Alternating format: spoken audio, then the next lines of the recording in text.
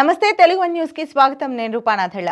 YCP అధినేత జగన్మోహన్ రెడ్డి ప్రజల్లో సానుభూతిని పెంచుకునేందుకు ఎంతకైనా తెగిస్తారనడంలో ఎలాంటి అతిశయోక్తి లేదు. జగన్ గతంలో తనపై తానే దాడులు చేయించుకుని అధికారంలోకి వచ్చిన విషయం అందరికీ తెలిసిందే. 2019 ఎన్నికల సమయంలో సొంత బాబాయ్ హత్యను టీడీపీ అధినేత చంద్రబాబు నాయుడు, ఆ పార్టీ నేతలపై నెట్టేసిన జగన్ ప్రజలను నమ్మించడంలో విజయవంతమయ్యారు. అదే క్రమంలో కోడికత్తి డ్రామాతో ప్రజల్లో సానుభూతిని అమాంతం పెంచేసుకుని ఎన్నికల్లో ఘన విజయం సాధించాడు. వైసీపీ అధికారంలోకి వచ్చిన తర్వాత జగన్ అసలు రూపాన్ని ప్రజలు కళ్లారా చూశారు. బాబాయ్ హత్య కేసు, కోడికత్తి డ్రామా అన్ని జగన్మోహన్ రెడ్డి కనుసన్నల్లోనే జరిగాయని ఏపీ ప్రజలు తెలుసుకొని కంగు తిన్నారు. గత ఎన్నికల సమయంలోనూ గులకరాయి డ్రామాతో ప్రజల్లో సానుభూతిని పెంచుకోవాలని జగన్ చూశారు. కానీ అప్పటికే జగన్ నిజ స్వరూపాన్ని చూసిన ప్రజలు ఓటు ద్వారా ప్రతిపక్ష హోదా కూడా ఇవ్వకుండా ఓడించారు. ఓడిపోయిన తర్వాత కూడా జగన్ తీరులో మార్పు రావడం లేదు. మళ్లీ ప్రజల్లో సానుభూతి కోసం సరికొత్త డ్రామాలకు తెరలేపాడు. వైసీపీ అధికారాన్ని కోల్పోయిన తర్వాత జగన్మోహన్ రెడ్డి తాడేపల్లి ప్యాలెస్ ను దాదాపు వదిలిపెట్టేశారు. ఏదో చుట్టపు చూపుగా రావడం తప్ప ఎక్కువగా బెంగళూరులోని ప్యాలెస్ లోనే ఉంటున్నారు. అయితే జగన్మోహన్ రెడ్డి ఇంటి వద్ద ఇటీవల జరిగిన కొన్ని పరిణామాలు చర్చనీయాంశంగా మారాయి. తాడేపల్లి ప్యాలెస్ మీద ప్రత్యర్థి పార్టీల మద్దతుదారులు పదే పదే దాడి చేస్తున్నట్లుగా వైసీపీ నేతలు ఆరోపణలు చేస్తున్నారు.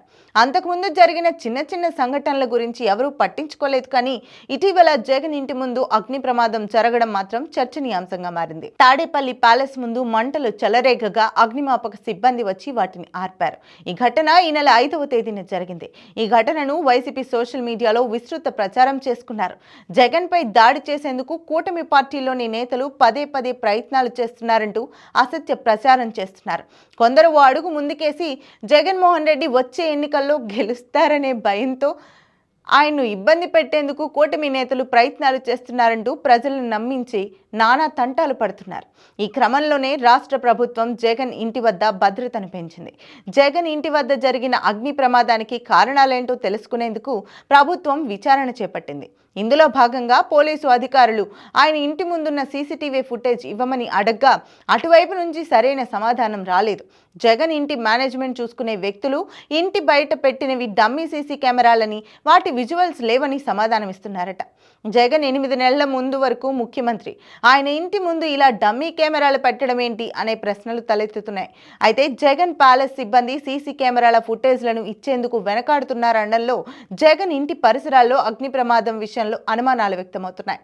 ప్రజల్లో సానుభూతి కోసమే అగ్ని ప్రమాదం డ్రామా నడిపారని, ఇది ఐపాక్ స్క్రిప్టే అని, లేకపోతే సీసీటీవీ ఫుటేజ్ ఇవ్వడానికి ఇబ్బంది ఏంటన్న ప్రశ్నలు ఉత్పన్నమవుతున్నాయి. తనపై తానే దాడి చేయించుకుని ప్రజల నుంచి సానుభూతి పొందడంలో జగన్ దిట్ట. అయినా జగన్ గతంలో అనేక సార్లు ఇలాంటి ప్రయత్నాలు చేసి విజయం సాధించారు కూడా. ఇప్పుడు ప్రజల్లో సానుభూతి కోసం మళ్లీ అదే విధానాన్ని జగన్ అమలు చేస్తున్నట్లు కనిపిస్తోంది. గత 5 ఏళ్ల వైసీపీ హయాంలో జగన్ ప్రజలను అనేక రకాలుగా ఇబ్బందులు పెట్టారు. దీంతో అన్ని వర్గాల ప్రజలు జగన్ పాలనపై ఇప్పటికే ఆగ్రహంగా ఉన్నారు. దీంతో ఇప్పట్లో ఆయన ప్రజల్లోకి వచ్చే పరిస్థితి లేదు. వైసీపీ నేతలే ఈ విషయాన్ని జగన్ కు తేల్చి చెప్పేశారు. ఇప్పుడు ప్రజల్లోకి వెళితే పరాభవం తప్పదన్న విషయాన్ని జగన్ కూడా గ్రహించారు. అందుకే తన జిల్లాల పర్యటనలను వాయిదా వేసుకున్నారు. కేవలం ప్రెస్ మీట్లకే పరిమితమయ్యారు. కానీ అదే పరిస్థితి సుదీర్ఘకాలం కొనసాగితే ఉనికి మాత్రంగా కూడా వైసీపీ మిగిలే అవకాశం లేదన్న భావనతో జగన్ సరికొత్త డ్రామాకు తెరలేపారు.